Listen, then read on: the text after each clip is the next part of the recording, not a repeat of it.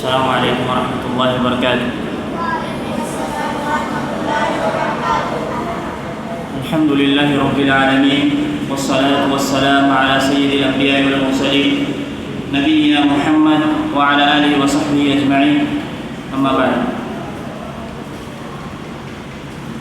جیسا کہ آپ تمام لوگوں کو ابھی شیخ حافظ شیخ صاحب نے بتایا کہ ہمارا جو پہلا درس ہے اس کا عنوان ہے 10 آسان نیکیاں۔ عنوان شروع کرنے سے پہلے میں آپ لوگوں سے چند سوالات کروں گا۔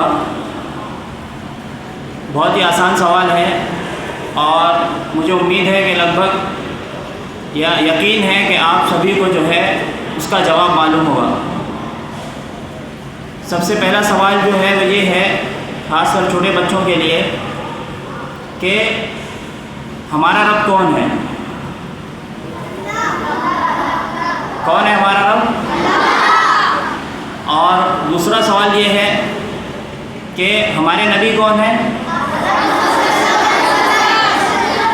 بہت اچھے۔ اور تیسرا سوال یہ ہے کہ ہمارا دین کیا ہے؟ بہت اچھے، ماشاءاللہ، اللہ برکت دے۔ تو یہ جو دین ہے، دین اسلام، اللہ رب العالمین نے اس دین کو جو ہمیں دیا ہے، یہ دین بہت آسان ہے۔ دین کیا ہے؟ بہت آسان ہے اور اس پر ہر کوئی عمل کر سکتا ہے۔ یہ جو دین اللہ رب العالمین نے ہمیں دیا ہے، یہ کسی خاص قوم کے لیے نہیں ہے، کسی خاص طبقے کے لیے نہیں ہے، اور نہ ہی یہ دین کسی خاص زمانے کے لیے ہے۔ اس پر ہر کوئی عمل کر سکتا ہے اور یہ قیامت تک آنے والے تمام لوگوں کے لیے راہ ہدایت ہے۔ ہم یا ہماری قوم میں چاہے کوئی چھوٹا ہو، بڑا ہو، امیر ہو، غریب ہو، پڑھا لکھا ہو یا اس کو پڑھنا لکھنا نہیں آتا ہو، تو بھی وہ اس دین پر عمل کر سکتا ہے۔ اور اللہ رب العالمین نے ہم میں سے کسی کو بھی اس کی طاقت یا استطاعت سے زیادہ کا مکلف نہیں بنایا ہے۔ اللہ رب العالمین کیا فرماتا ہے قرآن کریم میں؟ لا یکلف اللہ نفسا الا وسعہا، کہ اللہ رب العالمین نے کسی بھی انسان کو اس کی طاقت یا اس کی استطاعت سے زیادہ کا مکلف نہیں بنایا۔ دوسری جگہ کیا فرمایا کہ یرید اللہ بکم الیسر ولا یرید بکم العسر، کہ اللہ رب العالمین تمہارے ساتھ آسانی چاہتا ہے۔ اللہ رب العالمین تمہارے ساتھ کیا چاہتا ہے؟ آسانی، اور تمہارے ساتھ جو مشکل اور سختی یا پریشانی نہیں چاہتا ہے۔ اور ہمارے نبی صلی اللہ علیہ وسلم نے فرمایا کہ ان الدین یسر، دین جو ہے وہ بہت آسان ہے۔ دین کیا ہے؟ آسان ہے۔ تو اسی آسانی کے تحت میں آپ لوگوں کے سامنے جو 10 نیکیاں ہیں جو بالکل آسان ہیں، ہم میں سے ہر کوئی اس کو جو ہے کر سکتا ہے، چاہے وہ پڑھا لکھا ہو یا نہ پڑھا لکھا ہو، اس کے باوجود بھی وہ ان نیکیوں پر آسانی کے ساتھ عمل کر سکتا ہے۔ ہم دیکھتے ہیں کہ ہمارے یہاں عقیدے کے معاملے میں الحمدللہ ہمارا عقیدہ جو ہے بہت مضبوط ہے۔ اللہ کا فضل و کرم ہے کہ ہم اہل حدیث ہیں، تو ہمارا عقیدہ جو ہے کیا ہے؟ مضبوط اور صحیح ہے۔ لیکن ہمارے یہاں عمل کے اندر کافی کوتاہی پائی جاتی ہے۔ اگر عقیدے کے ساتھ جس قدر ہمارا عقیدہ مضبوط ہے اسی قدر ہمارا عمل بھی مضبوط ہو جائے گا، تو انشاءاللہ جو ہے ہم کامیاب و کامران ہوں گے۔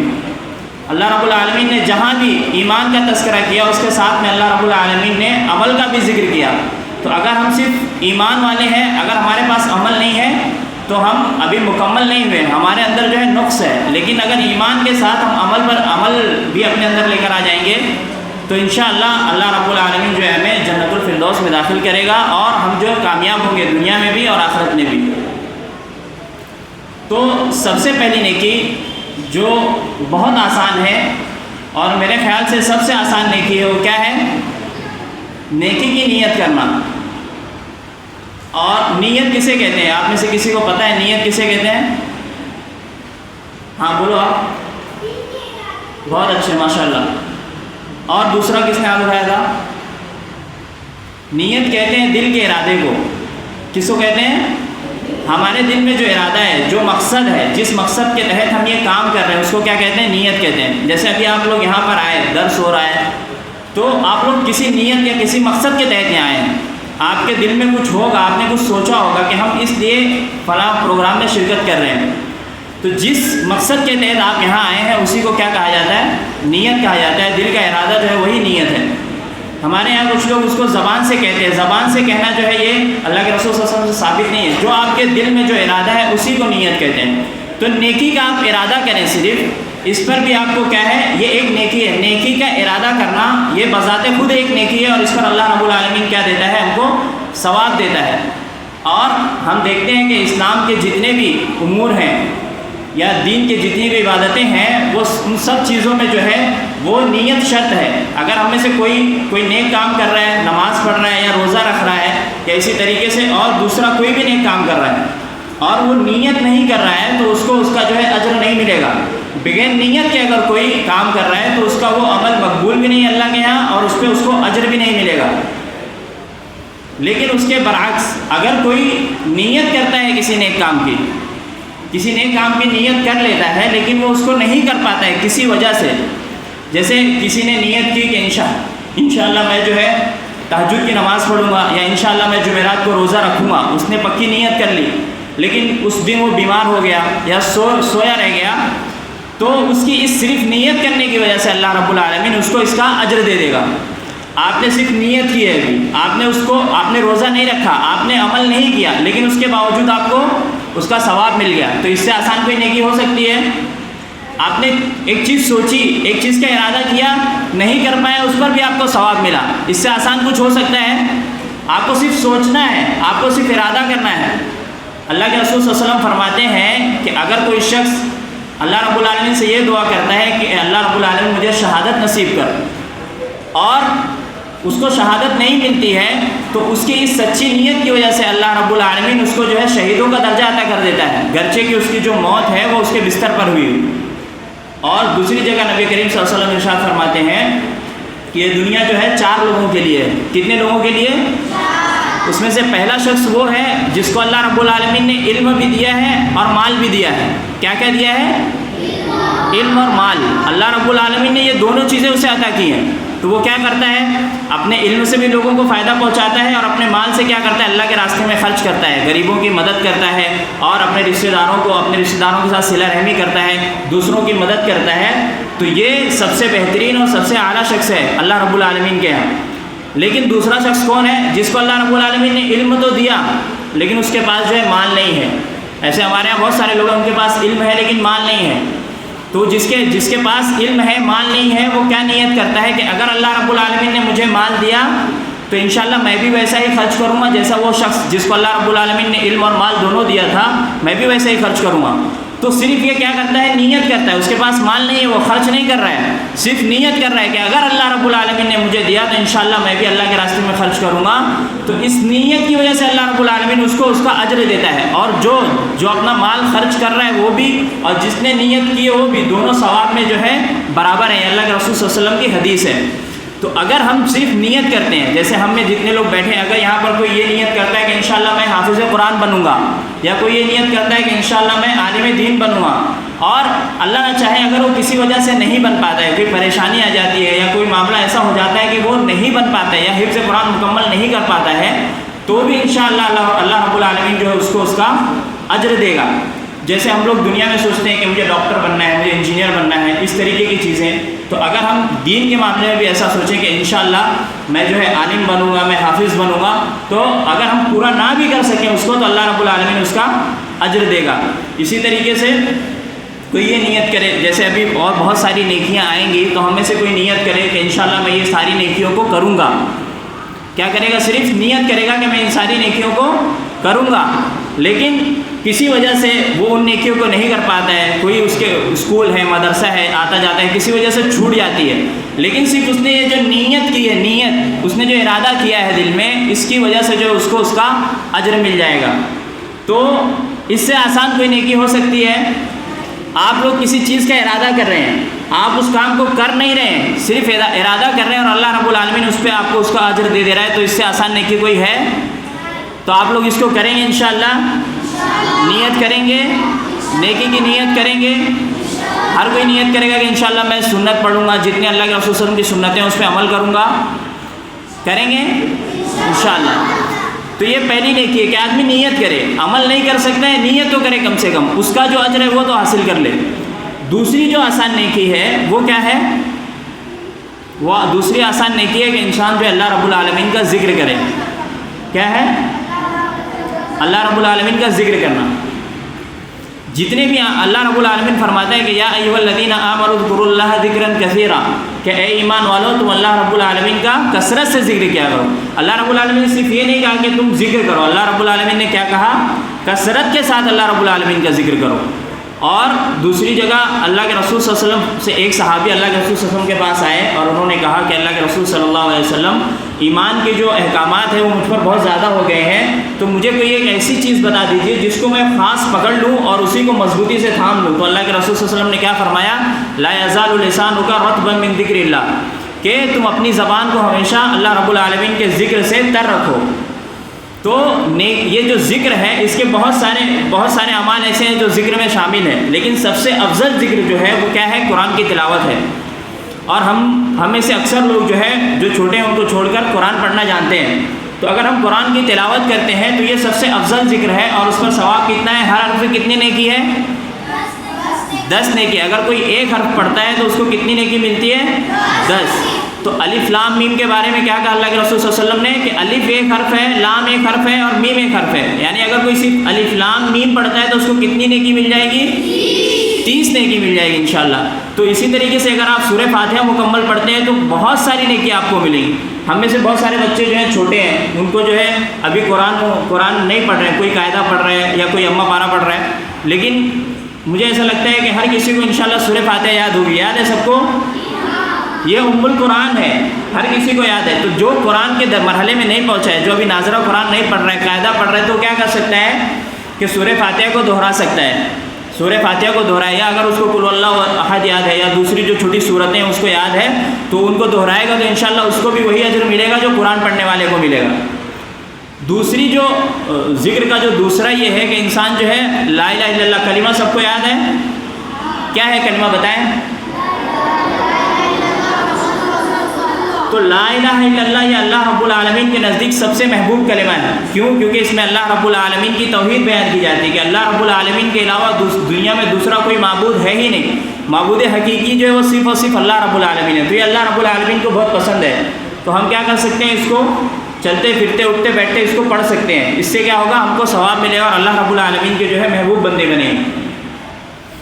اور ذکر میں تیسری چیز یہ ہے کہ دعا ہم میں سے ہر شخص جو ہے دعا کرتا ہے. تو ہر بچہ اپنے لیے دعا کرتا ہے کہ اللہ رب العالمین مجھے فلاں چیز عطا کر، اللہ رب العالمین مجھے فلاں چیز عطا کر. دعا کرتے ہیں نا آپ لوگ کہ نہیں کرتے ہیں؟ تو دعا کرنا بھی ایک عبادت ہے. اگر دعا میں کیا کرتے ہیں؟ ہم اپنے لیے کوئی چیز مانگتے ہیں اللہ رب العالمین سے کہ اللہ مجھے رزق دے، اللہ رب العالمین مجھے علم دے، یا اللہ رب العالمین مجھے مال دے. دعا مانگتے ہیں نا. تو یہ دعا تو ہم اپنے فائدے کے لیے مانگ رہے ہیں، لیکن اس پر بھی ہم کو ثواب ملتا ہے. اگر ہم دعا مانگ رہے ہیں صرف، تو اللہ رب العالمین سے جو مانگ رہے ہیں اللہ رب العالمین وہ تو دے گا، اس کے ساتھ اس پر ہم کو ثواب بھی ملے گا اللہ رب العالمین سے دعا مانگنے کی وجہ سے. تو یہ دعا مانگنا کتنا آسان ہے. اس میں تو کسی کو عربی جاننا بھی ضروری نہیں ہے. آپ اپنی زبان میں دعا مانگیں. نماز سے پہلے آپ مسجد میں آ گئے، اللہ رب العالمین سے دعا کر لیں. نماز کے بعد تھوڑی دیر دعا کر لیں، یا کسی بھی وقت. دعا کے لیے کوئی خاص وقت نہیں ہے. ہاں کچھ وقت ایسے ہیں جس میں دعا قبول ہوتی ہے، لیکن اس کے علاوہ اوقات میں بھی آپ انشاءاللہ دعا کر سکتے ہیں. لیکن آپ اگر سچے دل سے دعا کریں گے تو اللہ رب العالمین اس کو قبول کرے گا. تو دعا کریں گے، جو مانگیں گے وہ بھی ملے گا، ساتھ میں دعا کرنے کے اوپر آپ کو ثواب بھی ملے گا. اسی طریقے سے استغفار جو ہے، آپ استغفر اللہ پڑھیں، یہ بھی ذکر کا ایک حصہ ہے. اس سے بھی جو ہے آپ کے گناہ بھی معاف ہوں گے. استغفر اللہ کا مطلب ہوتا ہے کہ اللہ میں معافی چاہتا ہوں. آپ سے جو بھی ہم سے کبھی گناہ ہو جاتا ہے، کوئی غلطی ہو جاتی ہے، تو ہم کیا کر لیں؟ اس سے معافی بھی مل جائے گی اور اس پر ہم کو ثواب بھی ملے گا. تو ایسے بہت سارے جو سبحان اللہ و بحمدہ، سبحان اللہ العظیم، سب کو یاد ہے. اس کا اجر کتنا ہے؟ اللہ کے رسول صلی اللہ علیہ وسلم نے فرمایا کہ اللہ رب العزت کے نزدیک سب سے محبوب کلمہ یہ ہے کہ انسان جو ہے سبحان اللہ و بحمدہ پڑھے.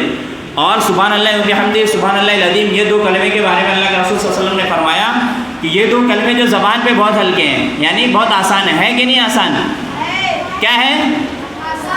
سبحان اللہ و بحمدہ، سبحان اللہ العظیم، بہت آسان ہے نا. لیکن یہ قیامت کے دن جو میزان ہوگا جس میں ہمارے اعمال جب تولے جائیں گے قیامت کے دن، تو یہ بہت بھاری ہوں گے. یہ دو کلمے جو ہے بہت بھاری ہوں گے اور اللہ رب العالمین کو سب سے زیادہ محبوب ہیں.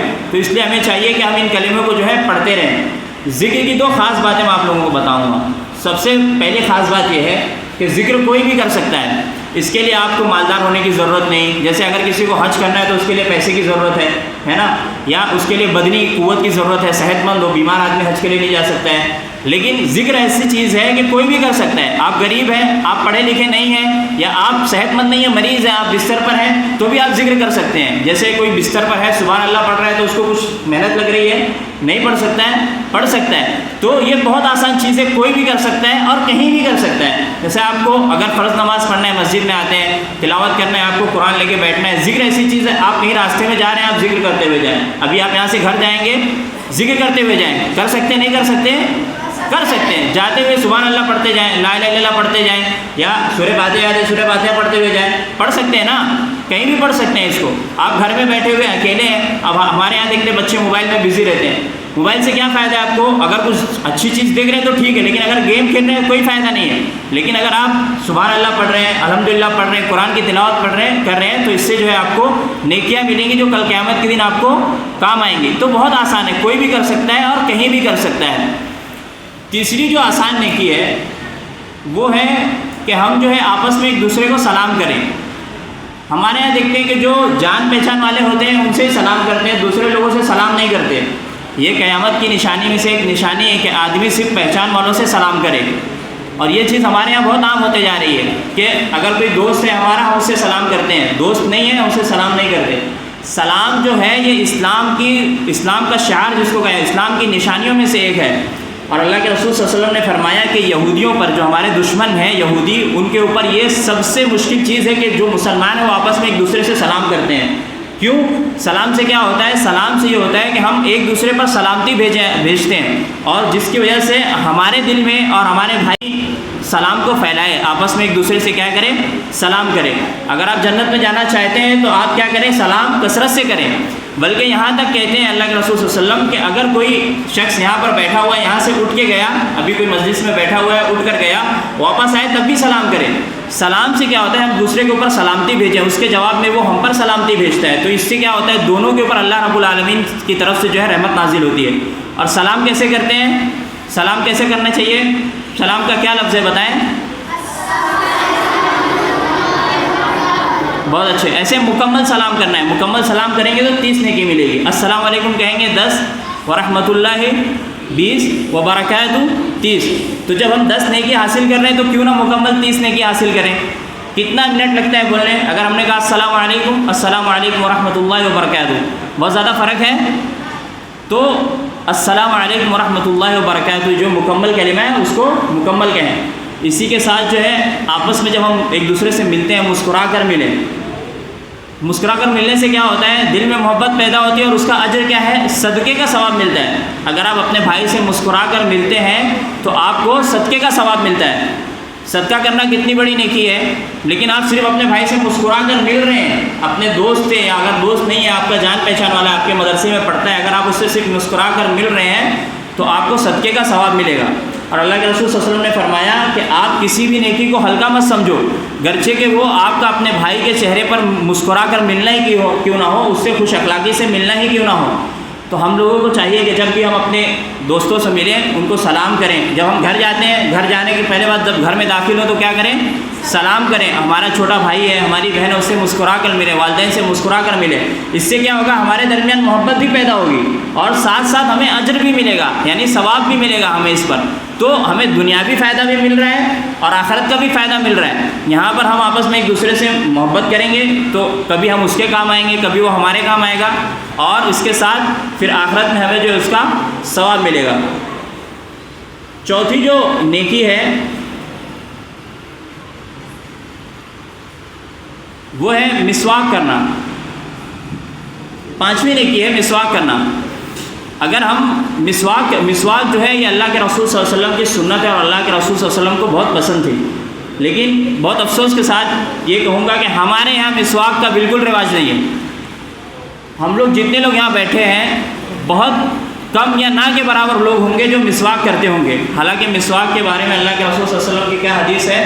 اللہ کے رسول صلی اللہ علیہ وسلم فرماتے ہیں کہ اگر مجھے اس بات کا ڈر نہیں ہوتا کہ اس چیز کی وجہ سے میری امت مشقت میں پڑ جائے گی, تکلیف میں پڑ جائے گی, تو میں کیا کرتا؟ ہر نماز کے وقت, اور دوسری حدیث میں ہے کہ ہر وضو کے وقت ان کو مسواک کا حکم دیتا. یعنی اگر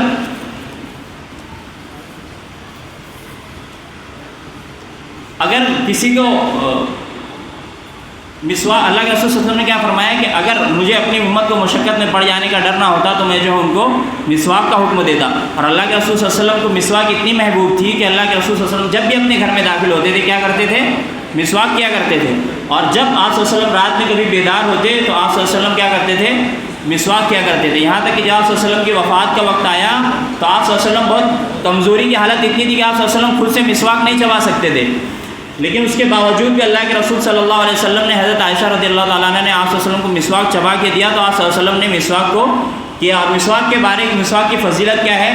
اللہ کے رسول صلی اللہ علیہ وسلم فرماتے ہیں کہ مسواک جو ہے وہ منہ کو پاک صاف کرنے والی ہے اور اللہ رب العالمین کو راضی کرنے والی ہے. تو ہم کیا کریں؟ مسواک بھی کریں، انشاءاللہ کریں گے نا. اس کے بعد میں جو چھٹی نیکی ہے وہ راستے سے تکلیف دہ چیز کو ہٹانا. اگر ہم راستے سے جا رہے ہیں، کوئی تکلیف دہ چیز پڑی ہوئی ہے، کوئی بڑا پتھر ہے یا کوئی کانٹا ہے یا کوئی کانچ پڑا ہوا ہے جس سے لوگوں کو نقصان ہو سکتا ہے تو اس کو کیا کر دیں؟ ہٹا دیں. اس سے کیا ملے گا؟ اس پہ بھی صدقہ ہے، یہ بھی ایک طریقے کا صدقہ ہے. اگر ہم راستے سے کوئی تکلیف دہ چیز ہٹا دیتے ہیں تو یہ بھی جو ہے ایک صدقہ ہے. اور اسی کے ساتھ اللہ کے رسول صلی اللہ علیہ وسلم ارشاد فرماتے ہیں کہ اگر کوئی شخص، میں نے جنت میں ایک شخص کو دیکھا جو جنت میں ٹہل رہا تھا، اس نے کیا کام کیا تھا؟ صرف راستے میں ایک درخت تھا جس کی ٹہنی جو ہے جس سے لوگوں کو آنے جانے میں تکلیف ہوتی تھی تو اس نے اس ٹہنی کو کاٹ دیا تھا تاکہ لوگ آسانی سے جو ہے گزر سکیں. تو اس کی وجہ سے صرف اتنے سے عمل سے جو کیا ہو جنت میں داخل ہو گیا. تو اگر ہم راستے سے تکلیف دہ چیز ہٹاتے ہیں تو انشاءاللہ اللہ رب العالمین ہمارے اس عمل کی وجہ سے ہمیں بھی جنت میں داخل کرے گا. ساتویں جو آسان نیکی ہے، وقت کم ہے اس کے لیے میں بہت مختصر بتاؤں گا. ساتویں آسان نیکی ہے کہ ہم اپنے جو ہمارے دوست ہیں یا جو ہمارے مسلمان بھائی ہیں ان کی برائی ایک دوسرے سے نہ بیان کریں. اس کی وجہ سے کیا ہوتا ہے؟ ہمارے اندر نفرت پیدا ہوتی ہے. جیسے ہم دیکھتے ہیں دوستوں کا گروپ ہوتا ہے، کچھ 5-6 دوست ادھر ہوتے ہیں، 5-6 دوست ادھر ہوتے ہیں، تو یہ لوگ ان کی برائی بیان کرتے ہیں. ہر مسلمان دوسرے مسلمان کا بھائی ہے. کیا ہے؟ تو اپنے بھائی کی برائی کرنا آپ کو پسند ہے تو اپنے مسلمان بھائی کی برائی نہیں کرنا چاہیے ہمیں. اپنے کوئی بھی ہو، ہمارا دوست ہو یا نہ ہو، اس کی اگر ہم برائی کرتے ہیں تو غیبت میں شمار ہوگا. اور اس کے بعد اگر ہم اس کے لیے اللہ کے رسول صلی اللہ علیہ وسلم نے ہمیں ایک دوسرے کی برائی کرنے سے، پیٹھ پیچھے اس سے منع کیا ہے. ہمیں ایک دوسرے کی برائی نہیں کرنا چاہیے. اس کا فائدہ کہ اللہ کے رسول صلی اللہ علیہ وسلم فرماتے ہیں کہ جو اپنے مسلمان بھائی کی پردہ پوشی کرے گا، اس کے عیبوں کو چھپائے گا یہاں پر، تو کل قیامت کے دن اللہ رب العالمین اس کے عیبوں کو چھپائے گا، اس کے گناہوں کو چھپائے گا. ہم میں سے کوئی ایسا ہے جس کے اندر کوئی عیب نہیں ہے، جو کوئی گناہ نہیں کرتا ہے؟ نہیں ہے نا. تو اگر ہم اپنے بھائی کی عیب کو چھپائیں گے، اس کے گناہ کو چھپائیں گے، لوگوں میں اس کو ذلیل کرنے کے لیے، اس کو بدنام کرنے کے لیے بیان نہیں کریں گے، تو کل قیامت کے دن جہاں پوری دنیا کے لوگ موجود ہوں گے، حضرت آدم علیہ السلام سے لے کے قیامت تک آنے والا ہر شخص موجود ہوگا. اگر ہم یہاں پر اپنے بھائی کو رسوا کریں گے، ذلیل کریں گے، تو اللہ رب العالمین قیامت کے دن ہمیں اتنے سارے لوگوں کے سامنے کیا کرے گا؟ ذلیل کرے گا، رسوا کرے گا. اور اگر ہم یہاں پر ان کی پردہ پوشی کریں گے تو کل قیامت کے دن اللہ رب العالمین ہماری پردہ پوشی کرے گا. اور ان سب چیزوں سے ہمیں گناہ بھی ملے گا. غیبت کا گناہ کتنا ہے آپ لوگوں کو پتہ ہے. اور اس کے بعد اللہ کے رسول صلی اللہ علیہ وسلم نے فرمایا اس کے برعکس ہمیں کیا کرنا چاہیے؟ اپنے مسلمان بھائی کے لیے دعا کرنا چاہیے. اگر ہم نے دیکھا کہ اس کے اندر کوئی برائی ہے، فلاں شخص کے اندر کوئی برائی ہے یا میرے دوست کے اندر کوئی کمی ہے، تو ہم اللہ رب العالمین سے اس کے پیٹھ پیچھے دعا کریں کہ اللہ رب العالمین میرے دوست کے اندر یہ برائی ہے، اس کو ختم کر دے، اس کو ہدایت دے دے. اس سے کیا ہوگا؟ اللہ کے رسول صلی اللہ علیہ وسلم فرماتے ہیں کہ اگر ہم کسی کے لیے کوئی چیز مانگتے ہیں اپنے ساتھی کے لیے اس کے پیٹھ پیچھے، تو اللہ رب العالمین وہ چیز ہمیں بھی عطا کرتا ہے. تو اگر ہم اپنے بھائی کے لیے ہدایت مانگیں گے تو اللہ رب العالمین ہمیں بھی ہدایت دے گا. اپنے بھائی کے لیے کوئی چیز مانگیں گے تو اللہ رب العالمین ہمیں بھی وہ چیز دے گا. 8ویں جو آسان نیکی ہے وہ کیا ہے؟ نماز پڑھنا جماعت کے ساتھ میں. نماز تو ہر کسی کے اوپر فرض ہے. کوئی ایسا ہے جس کے اوپر نماز فرض نہیں ہے؟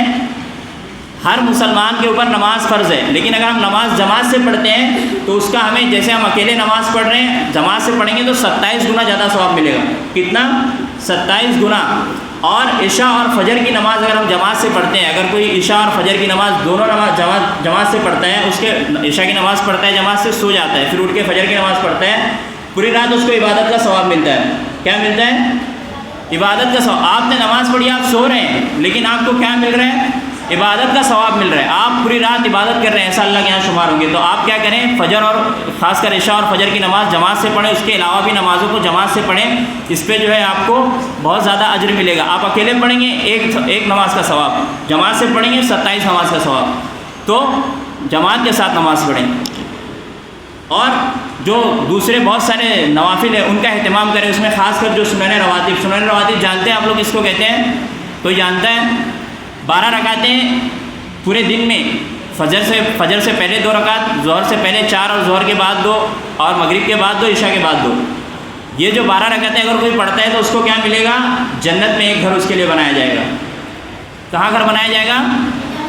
آج ہر کسی کا شوق ہوتا ہے کہ دنیا میں میرا گھر بہت بڑا ہو، ہے کہ نہیں؟ میرا گھر بڑا ہو، عالی شان ہو، خوبصورت ہو، ہر کسی کا شوق ہے، نہیں ہے؟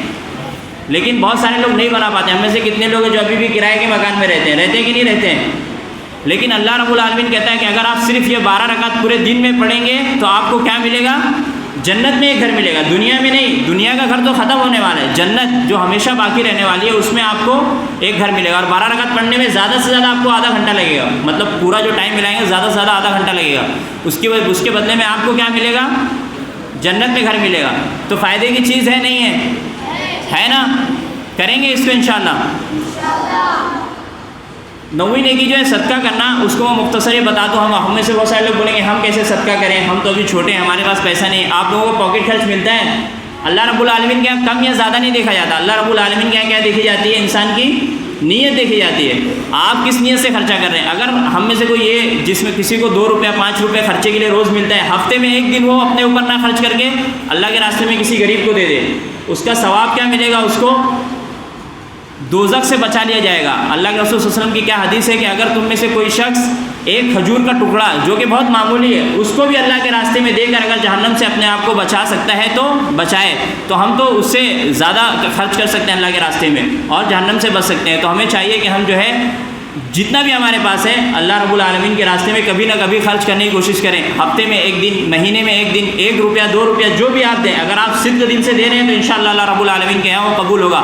اللہ کے رسول صلی اللہ علیہ وسلم فرماتے ہیں کہ اگر کوئی انسان اللہ کے راستے میں جو چیز خرچ کرتا ہے تو معمولی سی چیز ہو تو اللہ رب العالمین اس کو بڑھا کر پہاڑ کی طرح کر دیتا ہے. جیسے تم میں سے کوئی شخص اپنے چھوٹے بچے کو پالتا ہے جانور کے، پھر اس کو بڑا کرتا ہے، اسی طریقے سے اگر تم اللہ کے راستے میں معمولی چیز خرچ کرو گے اللہ رب العالمین اس کو بڑھا کر جو ہے پہاڑ کے برابر کر دے گا.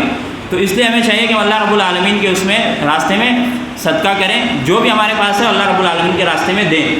آخری جو 10ویں نیکی ہے وقت بھی ختم ہو گیا ہے. معذرت چاہوں گا.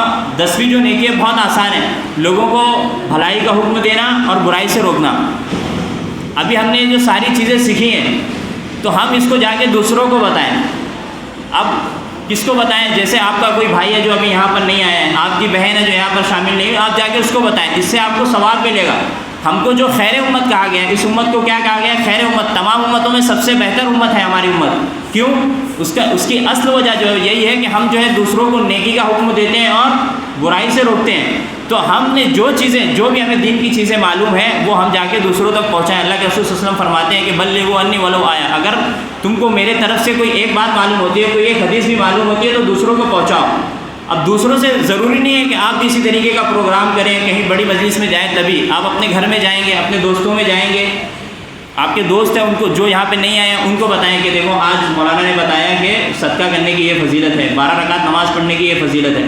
اس کا فائدہ کیا ہوگا؟ اگر اس نے آپ کی اس بات پہ عمل کیا تو آپ کو بھی ویسا ہی ثواب ملے گا. آپ عمل نہیں کر رہے، آپ نے کیا کیا؟ صرف اس کو بتایا کہ 12 رکعت، جو میں نے آپ کو بتایا کہ 12 رکعت نماز پڑھنے کا ثواب یہ ہے جو سنن رواتب ہے کہ اس کو جنت میں ایک گھر ملے گا. آپ نے اپنے جا کے ساتھی کو بتایا، امی کو بتایا، بہن کو بتایا، کسی کو بھی بتایا، اس نے اس پر عمل کیا تو وہ جو اس کو ثواب مل رہا ہے وہی ثواب آپ کو بھی ملے گا. آپ نے ابھی عمل نہیں کیا، آپ نے صرف بتایا.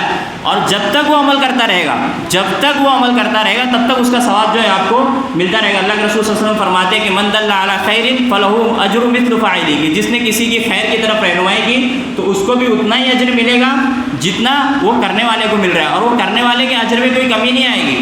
جیسے آپ نے اپنی بہن کو بتایا ہے، اپنی امی کو بتایا، وہ نماز پڑھ رہی ہے تو ان کے اجر میں کوئی کمی نہیں آئے گی، اس کے ساتھ آپ کو بھی ثواب ملے گا. تو اس سے آسان کوئی نیکی ہے؟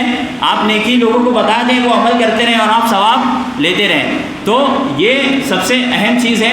یہ 10 نیکیاں جو میں نے آپ لوگوں کے سامنے بیان کی. اور آخری چیز جو میں کہوں گا کہ ہم جس عمر میں ہیں، آپ لوگ جس عمر میں ہیں، اگر آپ کسی نیکی کی عادت ابھی سے ڈالتے ہیں، ہمیں اکثر لوگ جو ہے 10 سے 20 سال کے درمیان ہیں، اگر آپ ابھی کسی نیکی کی عادت ڈال لیں گے تو انشاءاللہ آپ کی موت تک آپ اس پر عمل کرتے رہیں گے. عمر کا جو یہ مرحلہ ہے اس میں اگر آپ لوگ نیکی کی عادت اپنے اندر ڈال لیں گے تو یہ عادت آپ کو ہمیشہ جو ہے قائم رہے گی. اور اگر آپ غلطی سے کسی دن کسی وجہ سے یہ نیکی نہیں کر پائے تو آپ کے اندر ایسے ایک طرح سے ایسا محسوس ہوگا کہ بہت بڑی چیز آپ سے چھوٹ گئی ہے. آپ کو سکون نہیں ملے گا جب تک آپ وہ نیک عمل کر نہیں لیں گے. تو اس لیے آپ لوگ جو ہے اس کی عادت ڈالیں. اور اس کا ایک فائدہ یہ ہوگا کہ اگر کسی وجہ سے جیسے آپ بیمار ہو گئے, آپ جو نیکیاں کرتے تھے آپ بیمار ہو گئے یا کہیں سفر میں چلے گئے تو اس کی وجہ سے وہ نیکی نہیں کر پائے. جیسے آپ روزانہ 12 رکعت نماز پڑھتے تھے, ہے نا, 12 رکعت جو سنتیں ہیں دن بھر کی وہ آپ پڑھتے تھے, لیکن کیا ہوا آپ کہیں سفر میں جا رہے ہیں, جیسے کوئی ممبئی جا رہا ہے, کہیں جا رہا ہے, یا کوئی بیمار ہو گیا ہاسپٹل میں, اللہ نہ کرے, اللہ سب کو صحت و تندرستی سے رکھے, لیکن اگر کوئی بیمار ہو گیا تو اس دن وہ نماز نہیں پڑھ سکا. لیکن چونکہ وہ برابر نماز پڑھتا تھا, روزانہ نماز پڑھتا تھا, تو اس دن وہ نہیں پڑھا تبھی بھی اللہ رب العالمین اس کو اس کا ثواب دے گا. تو اس لیے ہمیں چاہیے کہ جتنی بھی نیکیاں ہیں ہم ان پر جو ہے مداومت کریں, ہمیشگی برتیں. اور یہ نیکیاں جو ہے بہت آسان ہیں, ہم میں سے ہر کوئی کر سکتا ہے. کر سکتے نہیں کر سکتے؟ کر سکتے ہیں نا, کریں گے انشاءاللہ, اور دوسروں کو بھی بتائیں گے انشاءاللہ. انشاءاللہ آخر میں اللہ رب العالمین سے دعا ہے کہ اللہ رب العالمین ہمیں ان تمام چیزوں پر عمل کرنے کی توفیق عطا فرمائے. آمین.